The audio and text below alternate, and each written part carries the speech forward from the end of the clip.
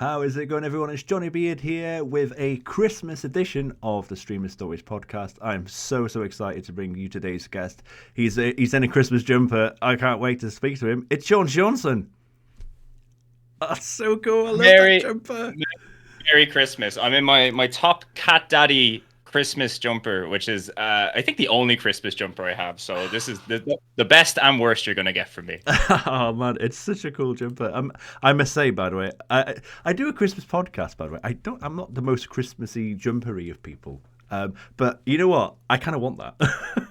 It's like my partner bought this. We have matching ones as well, and she like if we can get anything to celebrate our cats, she will get that. But also, I think being Irish, you inherently have a love of jumpers. It's kind of our thing. We just love a big woolly jumper. So this is the season for me. I'm in the perfect conditions of my life right now, which is to always be in a jumper Oh at man. all times. Seanson, thank you so much for being here. I love your videos, your incredible videos on YouTube, Thank you. and cannot wait to talk about obviously Christmas and how your videos tick and again just your backstory in terms of like how you grew up with games stuff like that. It's going to be I can't wait for this next hour, mate. So thank you for being here. No, it's my pleasure, man. Very excited. So thank you so much for having me on. Looking forward to it. So I know who you are, but for those who don't, do you want to introduce yourself to anyone who doesn't know anything about Sean Johnson on YouTube? Yeah, absolutely. I'm Seanson. Nice to meet you all. If you haven't met me before, I refer to myself as generic Irish PlayStation man, as I play a lot of PlayStation games, and I'm from Ireland.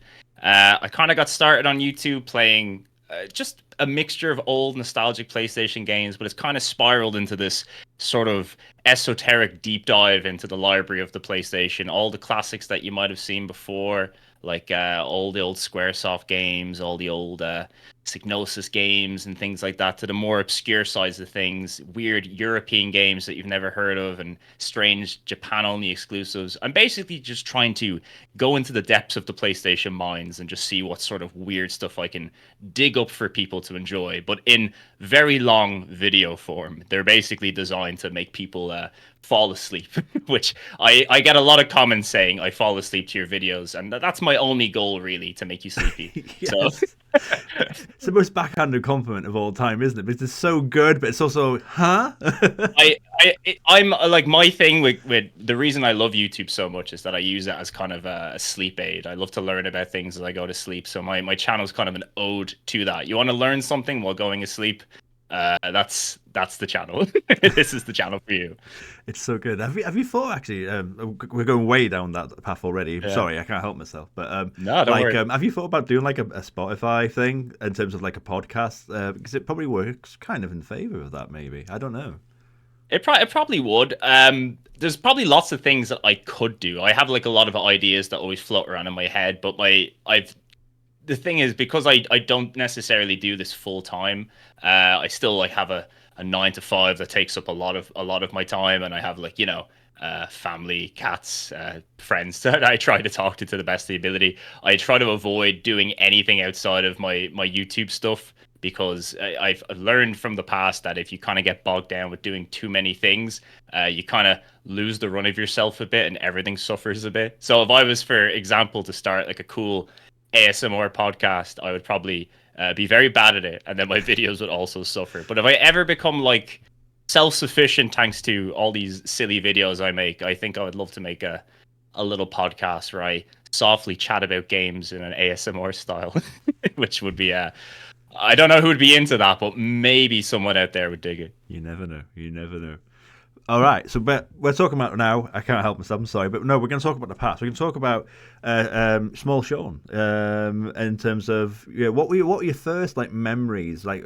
So never mind actually playing the game. The memories of like what was your first visualization of seeing a video game really? So yeah, what do you Oh, remember?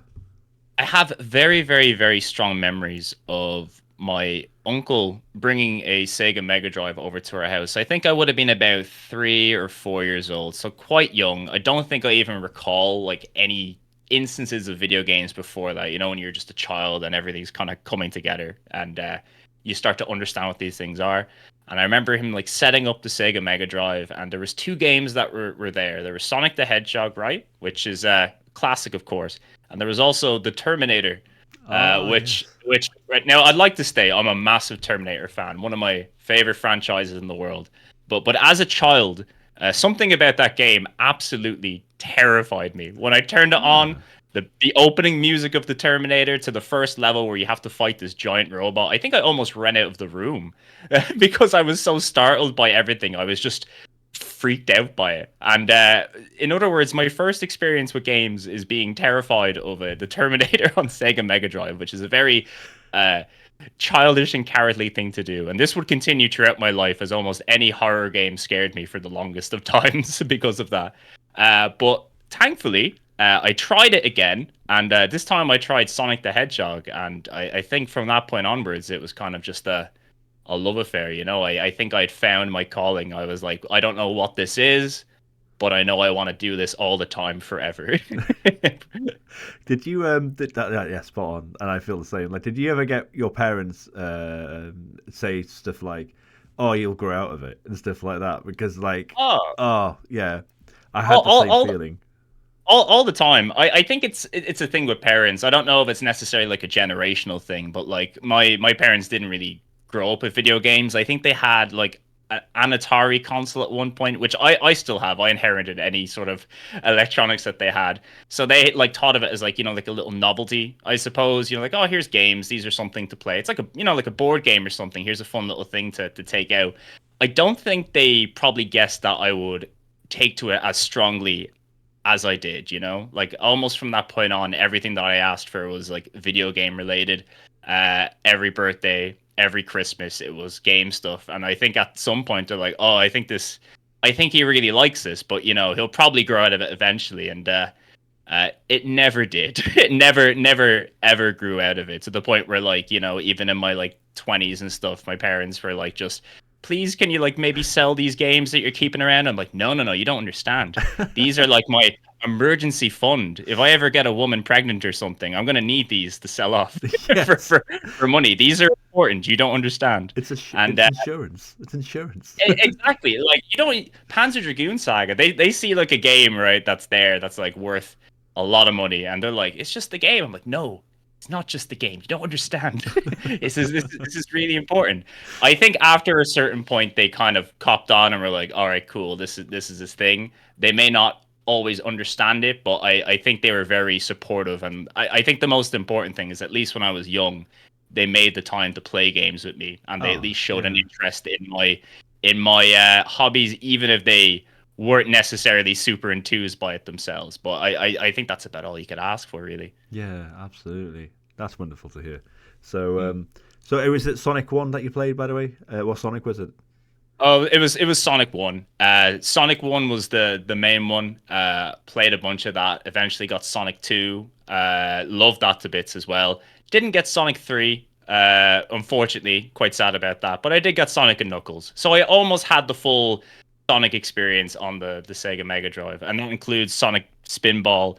And then I think I rented Sonic 3D too. So I was diehard Sonic fan as a youngster, and I'm always going to be like a secret hardcore Sonic fan forever. I don't think you can really let the blue the blue speedster out of your life once he gets into it. It's No, hard. it's great to see it having a resurgence for the movies as well. Seeing like my kids have small, not a lot, but a small interest in it, and I'm like, that's enough for me. That's enough for me because that was my thing. Just that, So yeah, it probably warms your heart. I'd say. I think I would get the same feeling if my kids were like, oh, not that I have kids, just to clarify. But if I had kids and they like showed an interest in Sonic, I think a little tear would come out of my eye, yeah, and I'd be like, oh, they're mine, all right. yeah, yeah. You can look at them, but yeah, Yeah, you can see me play.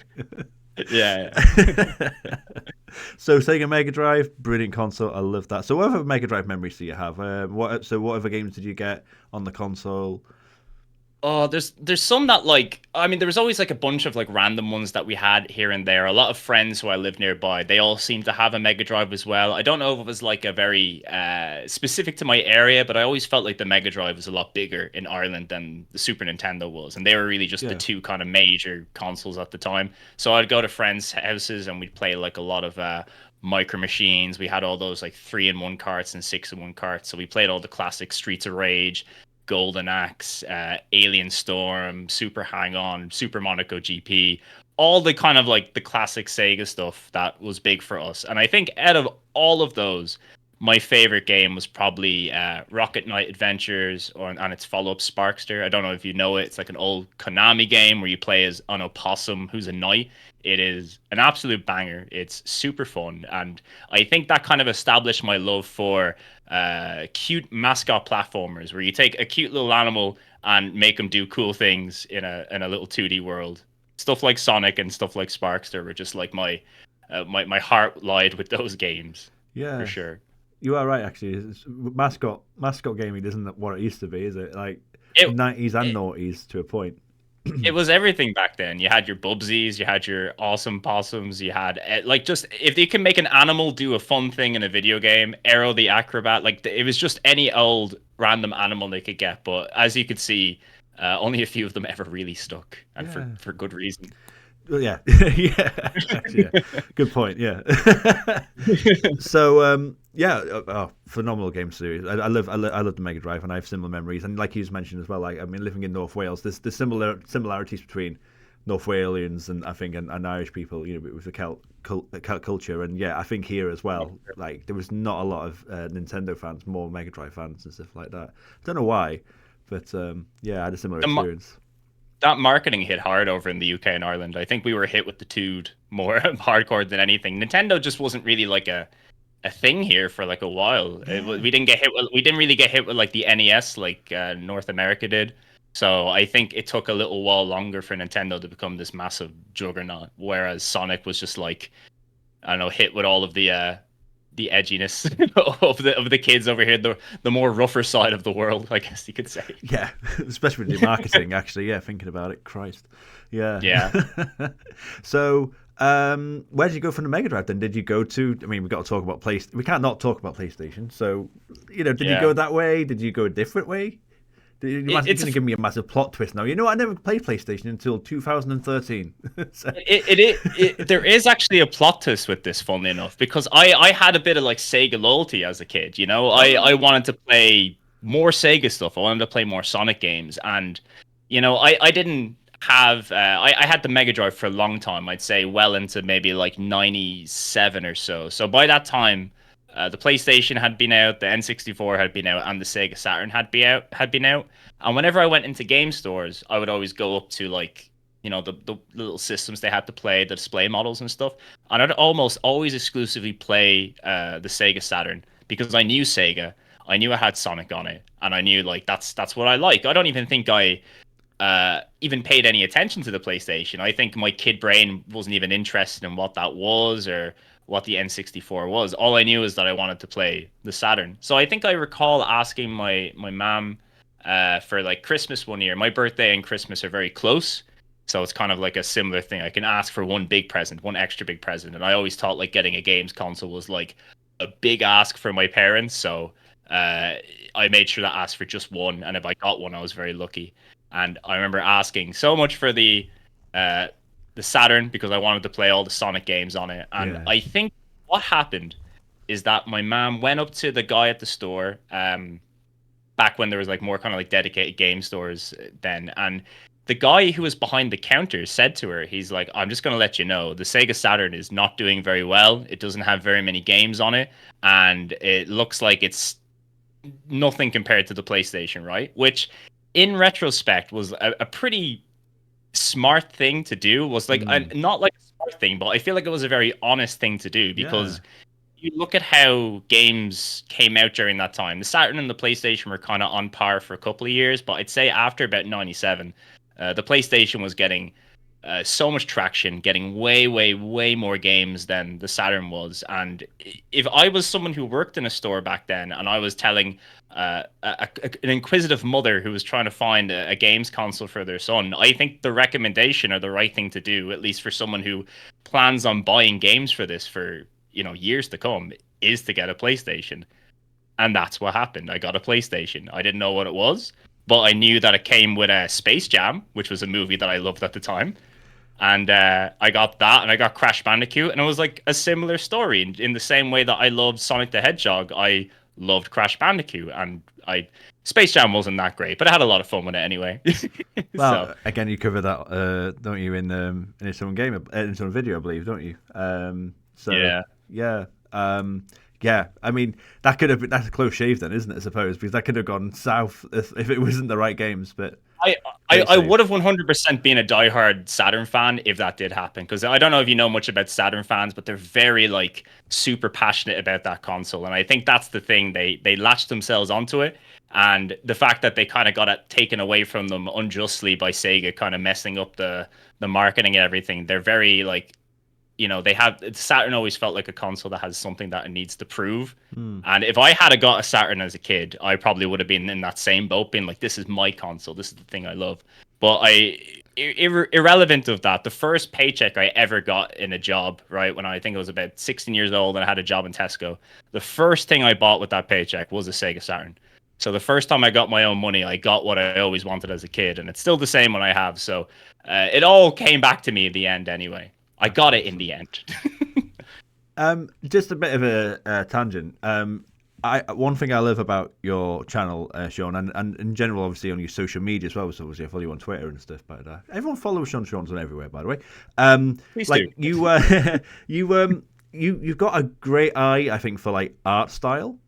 And Hmm. just on that note, did you love? What did your thoughts were? Just again, as an inquisitive young person, young kid, did you think like the Sega Saturn just looked cooler than the PlayStation and stuff like that? Because when I was that age, I thought that way. I just thought it just looked like a really cool console. I loved the logo, the design of the console, the control pad. I mean, it wasn't the best control pad now, but I mean, at Hmm. the time, I thought it looked amazing.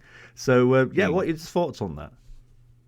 I think at the time, the one thing that always kind of draws me to these consoles, especially when you're like a kid, right, is you often like look at the games or the boxes that are on the shelves. You Yeah. see what the console looks like, but for me, the thing that always was like resonated with me is the game covers themselves. They mean a lot when you see that. And I think something about the Saturn's like long boxes, the longer sides of them, you had this bigger display of artwork on them. Yeah. It had something really cool to it, whereas the PlayStations were like a little bit smaller, and I don't really think I paid as much attention to them at the time then.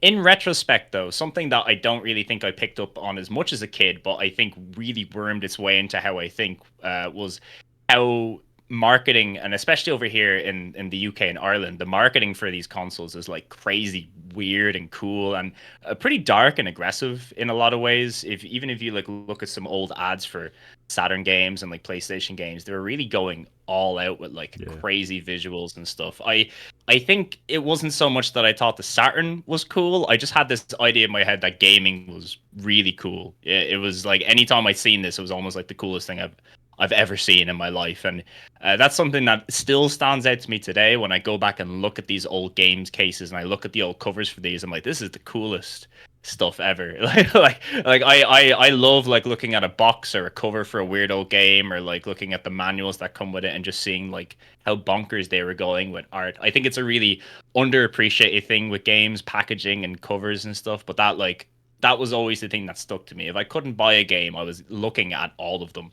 and Mm, just taking it in. yeah. And I knew what I liked from what I saw. And then sometimes the games were also great too, if I eventually got to try them. True. True. And like I was the same in terms of like I always used to look at the manuals and stuff like that. I miss that. That's one thing I do feel. I don't know if I feel sorry for people, young people nowadays, but I do feel like that has been lost. I think in the generational changes. But I do. I used to love looking at them, just getting information out of them and stuff like that. And I used to remember like I think it was Revenge of Shinobi. I think it was. I remember having Oh the yeah. instruction manual for it, and I mentioned like all the bosses in order. And I think it was like this like cloud of like question mark over the final boss, obviously for mystery and Oh stuff. yeah. And it's like I want to know what he looks like and all this stuff. I love when they used to do that, where they would tell you the levels, so you kind of had an idea of what to look forward to. Because I mean, as a kid, like I wasn't exactly very good at games, and I think Shinobi was a pretty tough one, at Yeah, least by my standards. So when you open the manual, you get like this taste of like, if I work harder, this is what I will get. This is what I yeah, will see. And I love that. I love like the tease, because you're seeing it in a piece of paper, you're seeing it in still form, and seeing it actually in action in a game in front of you is like a very nice, rewarding feeling. So I completely get what you're saying with that. yeah, yeah. Funny, isn't it? Mm. Okay. Let's talk about Christmas then. So, have you got any strong Christmas memories then as a child? You know, have you got any specific like years where you got a certain console or a certain game or like a certain event happened around gaming at Christmas time? Oh yeah, I mean, most of the consoles that I got throughout my life have been Christmas presents. Like I said, my birthday and Christmas are very close, so I feel like I could always get away with asking for a console. I didn't get a console every year because there's only so many that were that were out, or even ones that my parents were like, "No, you're not getting that." And I remember specifically at one point when I think the PS2 had came out. It was 2001, so the PlayStation 2 had been out for a little bit. And as I mentioned before, there was this thing in my head as a kid where I thought, like, if you look at the price of a console, like a PlayStation was maybe about £300. We still had pound back in Ireland. That's how long ago it was. It was about £300, right? And to me, that was such an unfathomable amount of money. So I seen it, right, and I didn't even think to myself, "Oh, this is something I can ask for." I just went, "I'm never getting this. It's too expensive." And I had a friend who lived down the road from me, I always thought he was a little bit more spoilt than I was. He'd always get consoles before me, but it's great to have a friend like that so you can go and check things out. Yeah. And I remember he got a PS2. I was over at his house playing the PS2 as much as possible. And to give you an idea, like I didn't even ask my parents for a PS2. I just immediately thought I'm not going to get it. And instead I asked my parents for a Game Boy Advance because that's the other hot new thing that was out at the moment. I loved my Game Boy. I played it all the time. So I thought, Game Boy, that makes sense. That's worth doing. And at the time, I was also very big into wrestling. So I asked for like a Game Boy Advance, maybe like one game, and like a wrestling ring to have all my wrestlers in. And during Christmas, I come downstairs, right? I'm like, oh, I can't wait to get my Game Boy and everything. And I open that up and we go through all that stuff. I'm super excited to have it. And then there's one present left, right? And it looks like the size of a wrestling ring box. It looks like the shape of it. And I was like, they're like, oh, go open that up, right? And I remember going and trying to open it, and I was like, this is really heavy. And I remember like peeling a bit off it and like seeing the PS2 thing. And something happened to me at that moment in time where I just immediately started swearing. Like I lost control. Like I keep in mind, I was very young. I would never normally swear. I'd get in a lot of trouble. I think my parents thought this was the funniest thing in the world. Like my response to it was just like I was inconsolable with how happy I was. It turned out my nan, for whatever reason, she was just like one day. I think she like seen me like looking at the box in the game store. Like I said, I didn't ask for it. I think she just seen me looking at it, and she was like, "Does he want that?" And my mom was like, "No, that's too expensive." She's like, "No, I'll just get it for Christmas." And that came down, and then my brothers and sisters, they all chipped in to buy me like one game that they all hid, so they didn't even have the DVD cases there. They got me Crash Bandicoot, SmackDown, Just Bring It, which like as a wrestling fan and a Crash fan, I was super excited to get that. And then also James Bond Agent Under Fire, which is a great game. So I had those three games, and I completely forgot that I got a Game Boy Advance as well. I was just freaked out the whole day. It was the most spoiled I had ever felt. It was, I think, the most joy I had ever felt in my life, probably at that moment in time, because I think there's like more important and impactful moments of joy, like getting married, your first kiss, getting the ride for the first time, something like that, like actual cool adult things. But at that moment as a child, I think that was the greatest thing that had ever happened to me, and probably the most immense amount of joy I'd ever felt. And it's such an inconsequential thing nowadays, but I think that kind of gives you an idea of how important that stuff is to you as a kid, and how, like as an adult, right, that's not a whole lot to me. I could buy a console and I could go out and do it with my own hard money and buy games. But I think not having the ability to get that stuff for yourself, and, having one moment in the year where you might get something and just getting more than you ever could have hoped for, was like crazy. I still think fondly about that to this day, and I think because of that, the PlayStation 2 is always going to have a super, super special place in my heart. And yeah, I love Christmas. It's really cool. Oh, that's so wholesome. That's so wholesome. I love that story. Oh, amazing.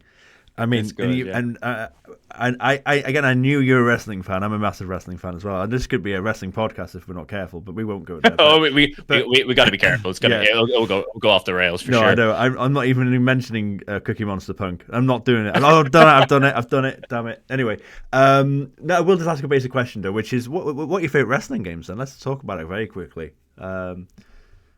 I I didn't really have just to clarify, I didn't really have the N64 games, right? I know a No. lot of people's favorite wrestling games growing up were the Akai stuff on the N64. People speak very highly of No Mercy, Mm. WCW versus NWO, and if you're a real big nerd and you get the Japanese versions like Virtual Pro Wrestling and stuff, right? I now have them nowadays, and I think they're great for obvious reasons, but for me, I was super into the thing that even got me into wrestling was the SmackDown games. Okay. They were Yeah.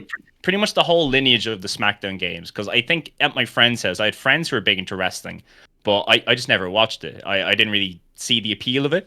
And I remember at their house that we were playing like WWF in your house. We played WWF Warzone and we played WWF Attitude, which are like okay games, I guess. They're not really great wrestling games or great games, and they never really got me like into wrestling. But one day when we were at a friend's house and we played the first SmackDown game, and I started thinking, oh, this is actually a really fun game, Mm. especially a really fun game to play with people. And I remember seeing all the wrestlers on the screen, and I think, oh, I might actually check this out one day. And we didn't have like Sky Sports, which is where you would watch like Raw and all the pay-per-views and stuff, but we got a highlight show of SmackDown for free on Sky One every Saturday, and that was how I watch wrestling. So pretty much only SmackDown for the longest time, and I think that also linked in with the fact that I was playing all the SmackDown games too. So all of those games, SmackDown, SmackDown 2, SmackDown Just Bring It, it's not. I think Shut Your Mouth's the next one, and then Here Comes the Pain. I think that lineage before it went to being SmackDown versus Raw. I Yeah. think those for me are like the big ones. Retrospectively, I think a lot of the GameCube ones are really good. Day of Reckoning, WrestleMania 19, those ones are pretty amazing. But I kind of fell off as a wrestling fan circa 2004, 2005. So I just kind of didn't play any wrestling games for the longest time, except for TNA Impact, because I was kind of curious about TNA and I thought it was pretty cool. But now that I got back into wrestling about 2018, and since then I've only tried to play the 2K games, the modern ones, which I just don't really like. I think they're too. I don't want to. Technical is not. It's not even that they're too technical. I just think that they're not. I just prefer the arcadey ones myself. Yeah. I've heard the new AEW is pretty arcadey, isn't it? I've heard. Yeah. I really like that game. It has a lot of problems, but none of them are actually related to the gameplay. I think what they have in as a core gameplay in the AEW game is like really, really strong. And I think if they fixed everything around that, you could have easily the best wrestling game on the market for sure. And I hope they make another one because they got the most important part right, which is making the wrestling accessible, fun, and impactful. And yeah, it's a pretty cool game. If you can get it cheap, I would highly recommend Fight Forever, the AEW game. Oh, I haven't played a wrestling game since like, oh my god, like 2K12, I think it was. Oh wow, With CM Punk on the cover. yeah. I don't Christ. even know. I don't even know if any of those are good or not. Maybe I should go back and play a few of them Can't at some remember. point. I didn't play it for much. That doesn't say a lot. Like you said, I think the golden age for me is I agree. It's the SmackDown games and the PS1 and early PS2. It was yeah. I always one thing I loved about SmackDown 1 that they never replicated really for the longest time, which you can name your signature move in SmackDown Oh yeah. 1. And I was like, why don't they put that in the feature? Like, because you used to come across the screen whenever you used it and stuff. And it was like, why did they get rid of that? It's such a cool idea. Oh, that's sweet. I That's don't know. the problem with wrestling games. There's like cool features in one, and then they Yeah. will just never appear in another one. See, if they could just take all the best features of a wrestling game and make some ultimate one, I'm sure someone somewhere has. It's probably Yeah. just Fire Pro. Yeah. Someone made a good Fire Pro game. Okay. So yeah, you mentioned the PS1, then PS2. So then going through the PS2, then into kind of like modern day, really. What consoles did you play? Did you go PC? Did you grow up with it? Is it a more recent thing? Just give us a bit of I suppose, of an overview, really, of what happened after PS2. Yeah, sure. I think during the PS2 era, like I said before, because we moved through like different eras into like Christmas and stuff, I would just naturally acquire new consoles over time. I got the GameCube maybe like 2 years after I got the PS2, and then I inherited an original Xbox from my brother. And I think at that point, right, something kind of clicked with me where I was getting, through the teen years, I was paying a lot more attention to games where you kind of really begin to define who you are as a gamer, as I always say. If you're going to be hardcore into games, this is your teens is where you really kind of define what you like, what genres you're into and whatnot. And I think the Xbox for me was like a really important moment because it's what introduced me to online gaming and specifically multiplayer gaming. I'd have played a lot of multiplayer back on like the N64, friends' houses and stuff. But I think like Halo 2 and like LAN parties and stuff were like a really big eye opener for me. There was a bit where I went off gaming for like a couple of years, but that was just like, those teen years. I think I was too busy chasing girls and skating around on my skateboard instead of like playing games and stuff. But by the time the Xbox 360 came back, I think that's when I became like very hardcore, I would say. I think something about the 360, something about the games that were coming out at that moment in time. Everybody I knew, all my casual friends were playing online and that sort of stuff. Achievements and whatnot. I think kind of got me big into it. I got hooked on the achievements for the longest time. That was like the hardcore for me. And I think from that point on, that was when I was working. From that point on, I just bought everything I could, every console that I could get my hands on. I had a PS3, I had a Wii, I had a PS4, I had an Xbox. I was just like a gamer guy. I had no allegiance to anything. But oddly enough, for the longest time, I wasn't really a PC gamer. We didn't really have a computer in our house for the longest time. We didn't even have the internet in our house until maybe about 2004, 2005, which is probably odd to say, but it was a weird time back then. And yeah, it's pretty crazy how that kind of went from that point to now. Although oddly, I don't really find that I play the modern consoles all that much. I think it's more of a time thing, or I think it's also more of the kind of games that come out on it nowadays. Yeah. I love my Switch. I love my portable games, but I've now become more of a PC gamer, which is mostly just for convenience. I feel like Yeah. back in the day, like PC games were very notorious for being you could buy a PC game and it just wouldn't work on your computer. I had a lot of issues when I first got PCs, but nowadays, thanks to Steam and emulators and everything available, you can just pretty much play everything on your PC, and it's where all my friends play, and it's where we do all of our stuff, and it's the way to go, at least for us, And I also think, especially when you're sharing a house with a family and your consoles are hooked up to a TV, especially if it's like the main TV downstairs, Yeah. it's just easier to have your own computer that you don't feel like you're bothering anybody, if that makes sense. So I completely for me, it's relate to everything you just said. yeah, it's my computer, and I have a Steam Deck as well, which is my baby. I bring that to bed with me. Nice. Butter my poor fiance. God rest her. Oh yeah, but I completely relate to everything what you just said there. Like again, a similar thing with the Xbox. I mean, I didn't really go down the Halo route. I've not really been an FPS person. But that being said, I threw so many hours into Left 4 Dead 2. Oh my God, yeah. That was my jam. On the Xbox 360, like you said, I didn't really have like a multiplayer like setup until the Xbox 360, and it was like a massive game changer, wasn't it? Absolute game changer. It really was. It was so accessible in comparison to everything that came before. I felt like when I seen like online on the PS2 or on like even the GameCube had online, I just felt like it wouldn't work. I don't know how to do that. And then when I seen a friend playing online Halo on his original Xbox, and that was my first time really seeing online gaming in action. I was like, oh, I need to do. You telling me I can play against people all the time on my own? I'll never be bored. It's amazing. So true. It's so true. Okay. So yeah. I mean, some of these questions that I've got on this podcast, by the way, Sean, I think you're a fascinating person to ask because you cover a lot of these answers in your videos. I don't normally have that as a situation to have. Like, I talk about sometimes like what's the worst game you've played. Like, I mean, you've got videos on this. You should check them out, people.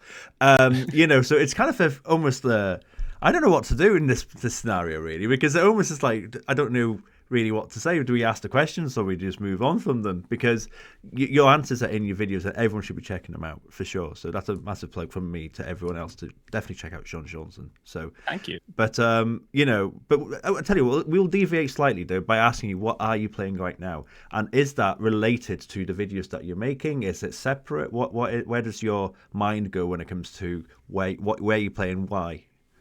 Yeah, for sure. I will say, right, something that's happened since I started making videos on YouTube. So I started making videos during the pandemic, which was mostly just thanks to how much free time I had. I felt like I needed to do something productive or I was going to go insane, which I think a lot of people could probably relate to. I can't tell you how many people have ended up streaming or being a YouTuber because of just the pandemic circumstances. You know, it's quite odd.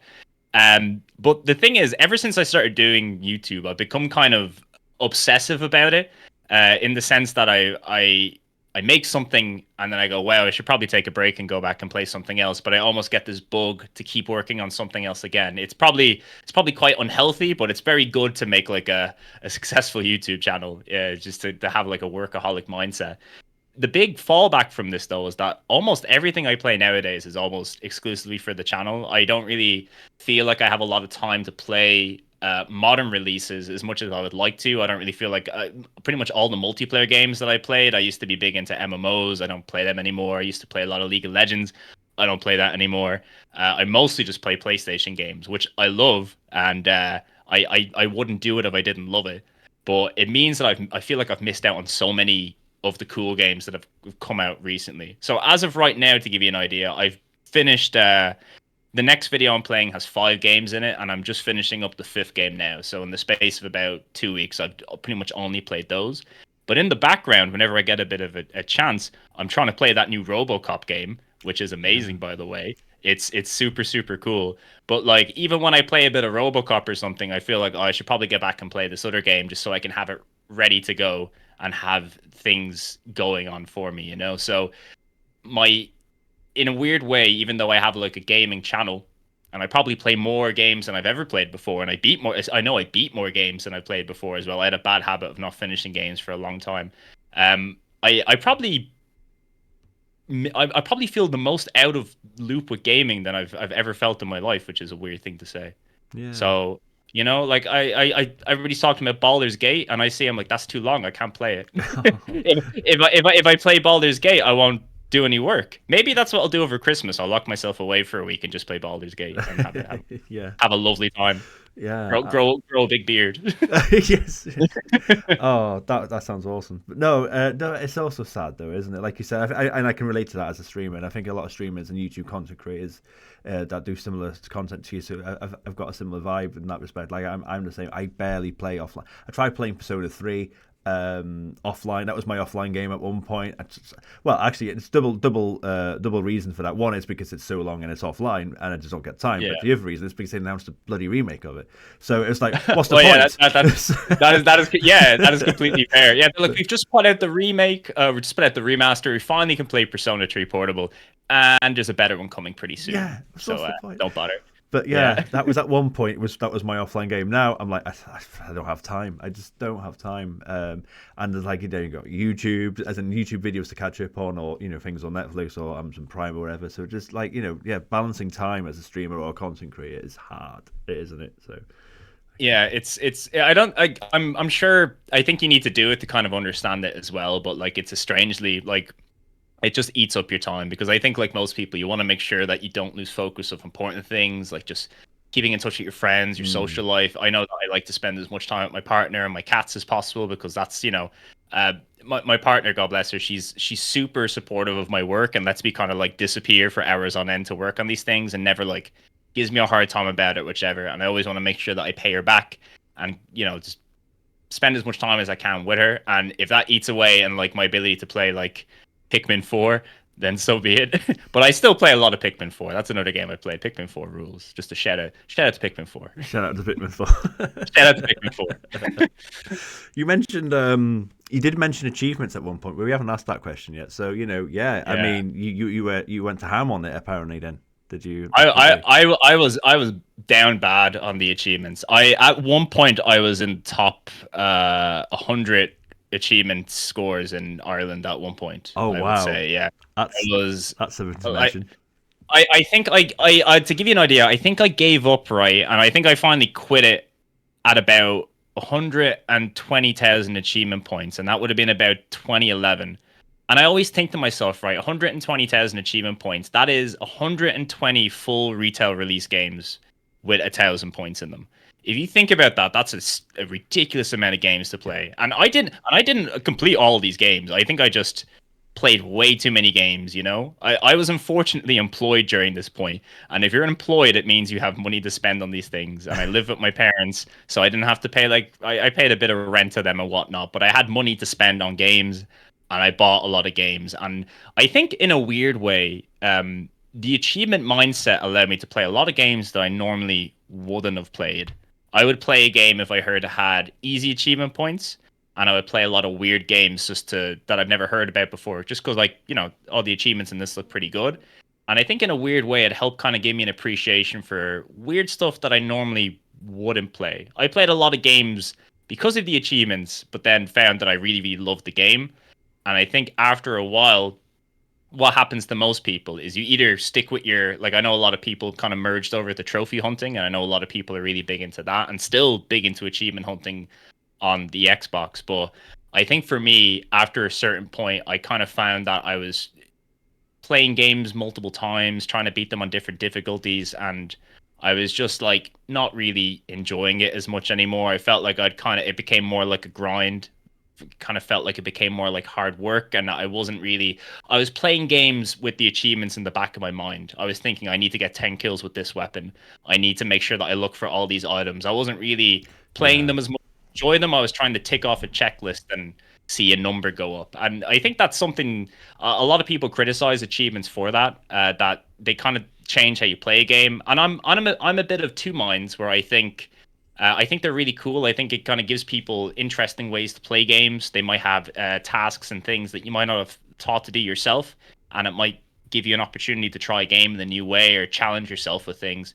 But at the same time, I also think there is an addictive element to them that I definitely experienced, and I would hate to think that I still play games for that. It kind of took the joy out of it a little bit. But I still like achievements. I like to see them in things. I like seeing them in Steam, and if I really, really enjoy a game, I like going out of my way to just get all the achievements just to show that I'm good at it, or like I really got the most out of that game. But not so much anymore. I haven't been like I don't really pay as much attention to them since about 2011 onwards, I'd say. But for a good 5 years, I was Mr. Achievement for sure. Yeah.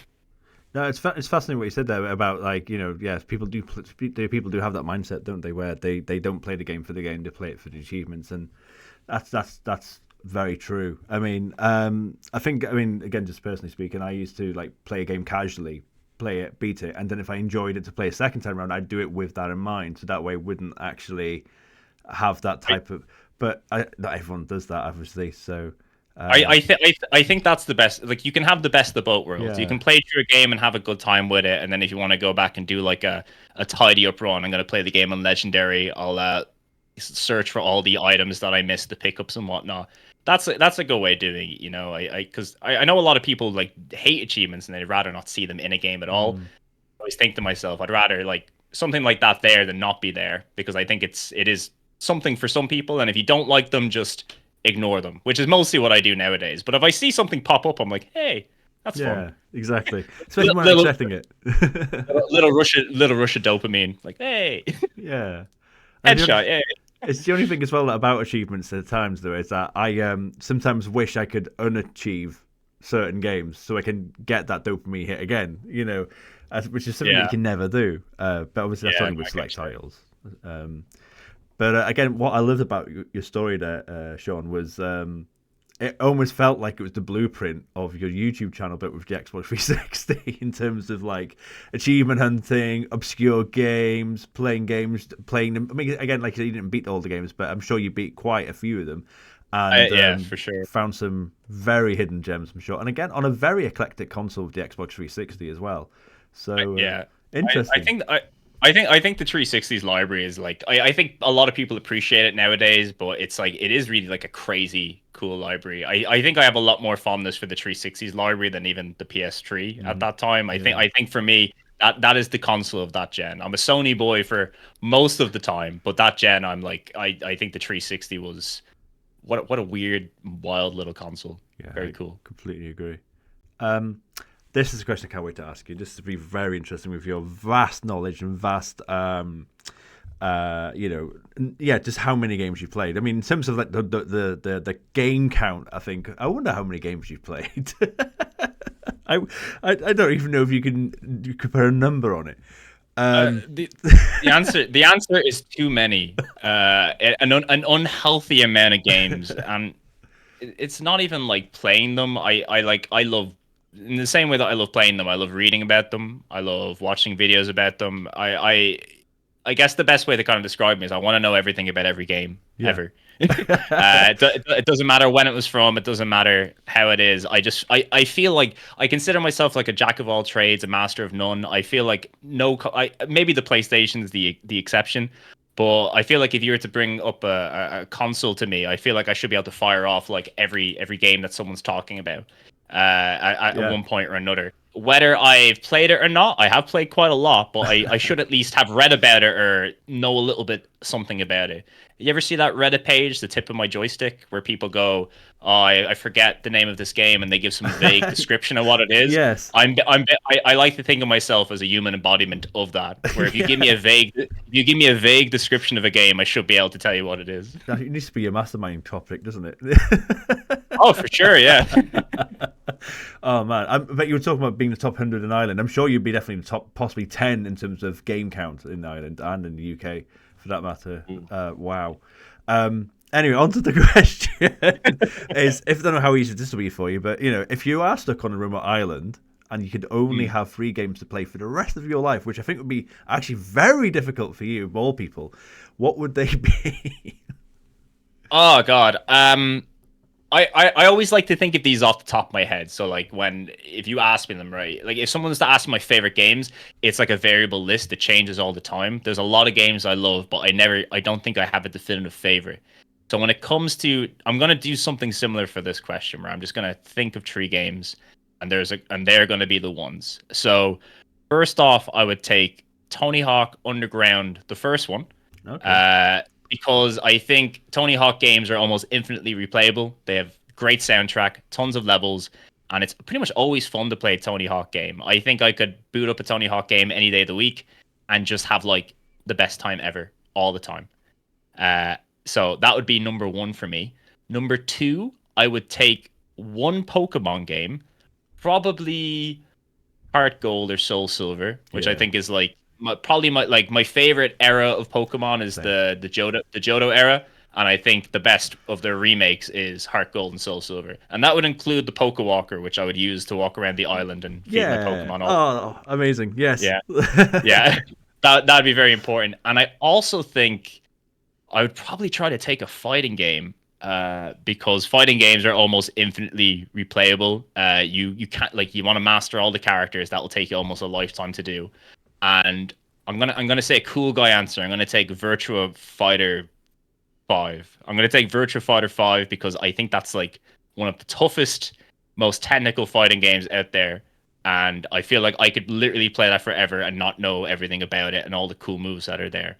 So that is a weird mixture. It's a mixture of games that I really like, but also games that I think I would have a great time on an island with that I'd never get bored of.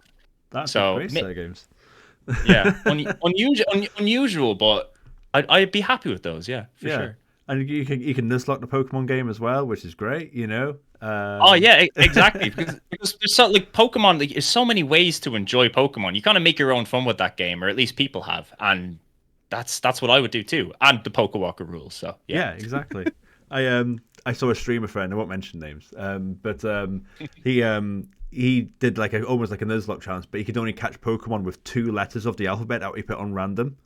Oh wow! And it went wrong. It went wrong. It always does. It always does. He chose B and O, and we thought there's something wrong with his body odor. It was just hilarious. We were making so many jokes about B and O. But again, it's a really cool way to play it, though. Just choose 2 random letters, and then only Pokemon they can catch for this. Interesting. So, exactly. There's not really many games where you can kind of make your own game within a game within a game. Yeah. Like Pokemon does. And I think that's beyond Pokemon just being really fun. I think that's why it's especially so popular with streamers and content creators. It's infinitely cool and infinite ways to make it interesting. 100%. Okay, let's talk about your YouTube channel, because it is, again, I'm so happy I found you again. A shout out to Matt, aka Finish the Video Game. He was actually the first guest on this podcast. Hey Matt. And if it wasn't for him, I would not. I don't know where I would have discovered you, but I love your stuff. I found you through Matt, and he retweeted you when you did your you covered every Square Enix, so Square Soft game. Apologies, Square Soft Oh, game. don't worry. There's a Um, Square Enix game in there somewhere, so it all counts. yeah, which again fascinated me. Just the title alone, and that was before I even saw anything else you had done. So talk us through how did you come up with the idea to do this channel basically, and was I believe it was in lockdown, wasn't it? So it was like a lockdown baby. What is it? Yeah, what started things off basically? I think my initial thing to start a channel, I always kind of had this idea in the back of my mind that I would make a good YouTube guy. I refer to myself as a YouTube guy, not like a content creator, which is a weird way of saying it. But I spent, as I said, as much as I love playing games, I love watching people talk about games, and I love learning about games. And ever since like the beginning of YouTube, I've been super into it, and it was such a great gateway for me to learn about stuff that I never knew about over here. Like, you know, uh, we didn't have the NES, so like the NES was just like this mystery to me until I went into YouTube and I was learning everything about it. And every single game I just wanted to know more about, and that's been consistent up until this very day. And one of the things that was kind of helping me get through lockdown was specifically I'd become very into long videos, and I become really into videos that would show a lot of games. So I'd love to learn about a lot of games in one long video, and I really really enjoyed that. And I at one point thought to myself, I was like, oh, I'd really like to learn more about a lot of the PlayStation library, because the PlayStation was such a formative console for me during my youth. And for whatever reason at the time, there just really wasn't all that many. I was quite surprised, because I always thought to myself, the PlayStation's like one of the biggest selling consoles that has so many games on it. Surely people are making tons of videos about it. And to my surprise, I mean, there are people who make videos about it, and excellent videos, might I add. But there wasn't as many as I suspected. And something that I wanted to see at the time was every Disney video. I wanted to learn, or not every Disney video game. I wanted to learn about the Disney games on the PlayStation, because I played a lot of those as a kid. I played like Toy Story 2 and Hercules and Tarzan, and I wanted to learn more about the other games that were there. And it turned out nobody did a video like that, which, I Hmm. mean, why would they? It's a stupid video to make. It's a lot of work. Why would they do that? So I thought to myself, well, why don't I do that? Why don't I give it a try? Yeah, I don't know how to do it, but I can give it a try. I've got the time. I've got the time to learn all these yeah, things. So I tried to figure out how to make a video like that. I had no idea how to edit. I don't know, writing about a game. I just kind of winged it. I just pretended I was talking to a friend about games and what I would tell them, and that's what I did. I played them all. I captured all the footage, and then I slapped it all together and hoped it for the best. And even though that video at the time, I'm very proud of it. Didn't do very well, which I don't think anybody who starts on YouTube has an immediate success. Maybe people do and they get very lucky, but I think even the greats, it takes a bit of a time to build yourself up. And even though it didn't do very well, I had a lot of fun making it. I had a great time, and I learned a lot from that experience as well. And I kind of caught a bug doing it, because going through the process of making this video, I learned quite a lot about stuff that I'd never heard about before. I'd never heard people talk about before. And it was very satisfying to me to learn about that stuff. But I also thought it was cool to be able to help other people learn about this stuff as well. So many people have given back to me over the years through YouTube and through content creation, that it felt nice to be able to help people learn about cool stuff as well. So a lot of my channel came down to the point of thinking about what am I interested in and what would I like to know that I don't know about, and then saying, "Oh, cool, I'm learning about this. Maybe you can learn about that too." So the channel kind of devolved into like playing games that were like nostalgic to me as a kid, to like, I'm just going to show people a whole lot of weird stuff, and I'm going to tell you my experiences with that weird stuff, and then maybe you can decide for yourself if that's up your alley too.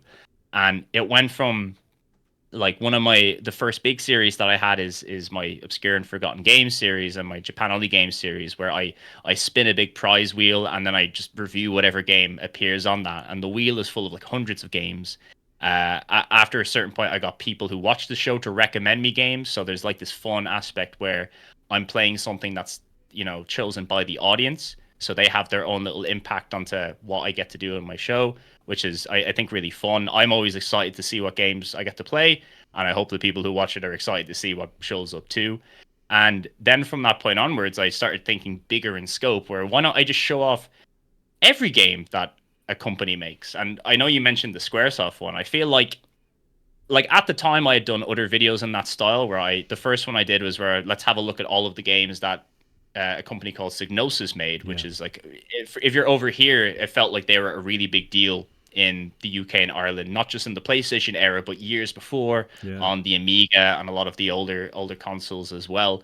And that video kind of took off. I think a lot of people kind of resonated with it there, which was just to kind of get like this introduction to here's the story of this developer and the games that they made on the console, and we're going to chart it in order of what they release, so you can kind of learn not just about a lot of games that are on the console, but you kind of get to see how the console itself and its games changed over the course of the years from the beginning until the very end. You get to tell a story about a developer, but also learn how gaming changed, especially in the early days of 3D, from like the beginning until the end of its life cycle.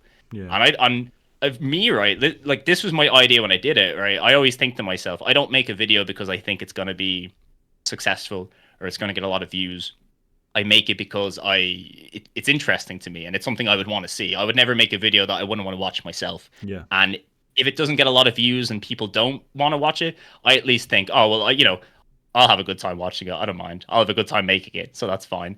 But that video kind of took off, and then I started doing it with more well-known developers. I did Namco because I felt like Namco are a super super important part of PlayStation history, and that one was a lot of games, and that one took a lot longer to make. And I felt a bit more. I wanted to make sure that I represented them well, and I wanted to do a lot of research in it too, and that kind of took off for me too, which was great. And then Squaresoft, right? In the back of my mind, I was like a little bit afraid to do Squaresoft because they're kind of like this golden goose of the console. I think like when people think of the PlayStation, they think Squaresoft, they think Final Fantasy, Yeah. they think all these amazing role playing games that really, for many, I would say for most people, are the games that got people to fall in love with the genre. Because as I mentioned in the video, we never had a Final Fantasy game over here until Final Fantasy VII. That was our first mainline game. We never got Dragon Quest games. We never got those. We probably would have had stuff on the older computers, but it just the Japanese role playing game as it were wasn't really a thing over here, and it kind of kickstarted an entire. It got everybody into it, So I was always a bit weary, I always feel a bit odd talking about these games that are like people adore and people love, and I think for Squaresoft, I was like, I want to make sure I do justice to these games, and I want to make sure I represent them properly, because in those videos I talk about each game for maybe like 5 to 10 minutes, probably even less for some of them. And it's hard to kind of sum up how important and influential a lot of these games are at that time. But I spent months working on it, months making it, months playing it, researching it, writing about it. And I had such a good time doing it. When it finally came out, I was almost like, I always felt like this weird sense of detachment from it. I was like, I don't even know if I can watch this or think about this video. And I never like I had videos do well before, but that video like really took off, and I had this really weird sense of almost like anxiety in a way because it was doing so good. I know it sounds weird, right? But a lot of YouTubers you would think would be like they'd be super excited about a video doing well. I've never really like. I always have a bit of a struggle with being like the idea of being like, as I said, a guy on the internet. I feel a bit weird about having like a lot of people watch me and like judge your work and whatnot. And I seen that one getting very popular, and I just kind of had a bit of a weird, like almost like a panic attack about it. I was like, oh my god, too many people are watching this. That's really strange, And I always thought to myself, like people would think, oh, but what did you expect? Obviously, people want to be famous and people want to have views from it, but I just didn't.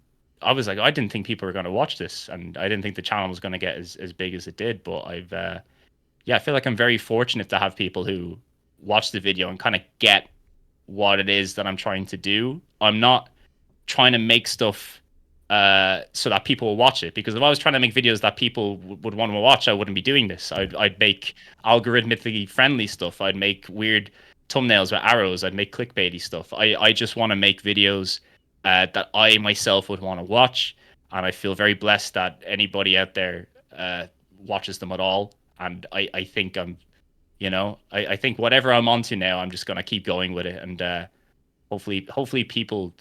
I feel like people can can tell passion through a screen, you know? Yeah. I feel like people can tell if someone's has a genuine interest for these things or not. And I always want to come across as genuine as I can be, even if it's not the most polished and perfect thing in the world. I want to make sure that it comes from the heart. So Yeah. that's always been it for me.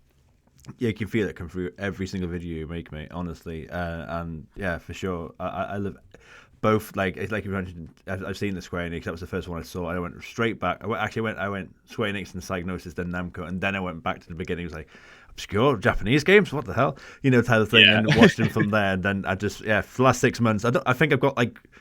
I think I watched your latest video, which is fantastic, by the way. Everyone should check it out in terms of like the best. What are the worst video games? Or not, should we say? But yeah, I'm like a few behind with the Japanese at the moment, but I pretty much caught up otherwise. But yeah, sorry, tangent. Your passion does come through every single time. And what I'd like to say as well, if you don't mind me saying, is I love how you're so balanced. You strike an absolute fantastic balance when you talk about the pros and cons of a game. Like again, I think that shines very nicely in the last video you did with the what are the worst games of all time. I think its context is so crucial when it comes to like I think it was Bubsy, wasn't it? Like the worst Yeah. game of all time. And I won't take too much away from it because I do want people to watch the video. But again, why was that game apparently so bad? And you covered that so well in terms of what's good and not so good about the game. And your obviously your very balanced opinion on the game at the end is fantastic. And you do that with every video, every game you cover. It's a fantastic trait you do have, and that's what I love about you as someone who reviews video games. Like no matter what the game is, you're very balanced. You're not biased. You don't steer. Yeah. So I love that. Thank you. I always just say I'm a video game guy. I love video games. I'm not here to like tear them down. I'm not here to like unnecessarily hype them up, even if I sometimes do. But I just really like them. I can't make a game. I don't know how to make a video game. Making games is really hard, and I think a lot of stuff on the internet is very purposely negative towards games, especially nowadays. A lot of people kind of get off on dunking on games and.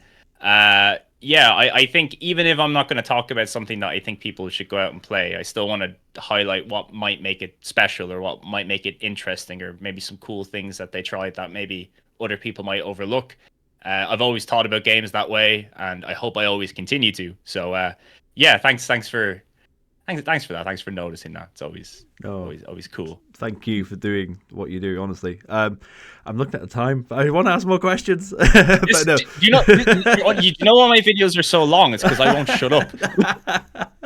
Oh, okay. We'll. I don't know if you've got the time, but I'll ask one or two more questions if I may. Yeah, no worries. Don't worry. I mean, one thing I do want to ask is again the wheel. The wheel is its own character in the Seanson universe. And again, you've got catchphrases now as well. You'd love to see it, How does it feel, can I just say, knowing that these quite, basic things, really, shall we say, becoming catchphrases, becoming their own entity? Like, it's fascinating, really, when you think about it. Like, it's a massive part of the channel. People love it. And how does it feel to kind of see it coming back at you in a positive way, obviously, It is probably the most surprising thing of this whole journey for me because I like when I say these things, like you love to see it as something I say all the time. Me and my friend, it's a lot of Irish people say it all the time. It's just something we casually say a lot in conversation, and I say it all the time. So as I might have said, when I write my scripts, I write like I talk.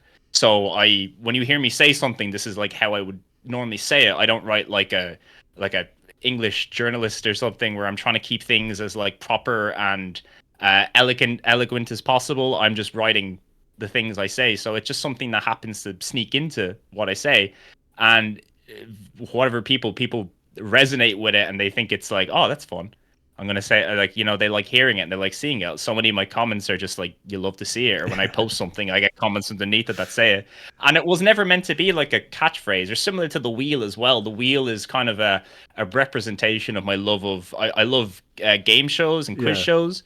We have a game show in Ireland which is like our number one game show, which is called Winning Streak, and the whole gimmick of that show is that there's a giant wheel that they spin at the very end of the show. And I think ever since I was a kid, I've been fascinated with like big prize wheels, or like if you ever watched like the Price is Right and they have the big wheel that they spin. I just really like big wheels. So even before I did content stuff on YouTube, I used to do something similar in my stream, or I would just pick a game from a wheel, and people liked it when I streamed. So I thought to myself, this is a great thing to bring into. I didn't think it was going to become like a character or such a big focal point of it. It Yeah. probably doesn't help that I made like all these little catchphrases. I was just trying to think of, I was like, how can I make the wheel fit into this, and how can I Yeah. transition from the wheel into that into what it was.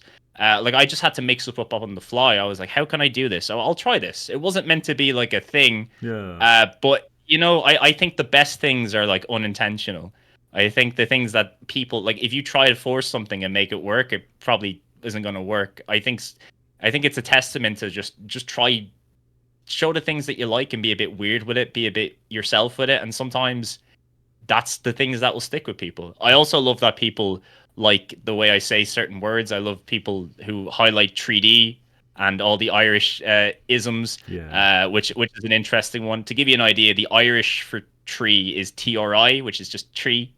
So we don't have a TH in the Irish language, so that's why I say the number three a little bit weird without a H in it. But like people, I don't think many people have heard Irish people outside of like television. So Yes. when they hear me say it, they're like, what?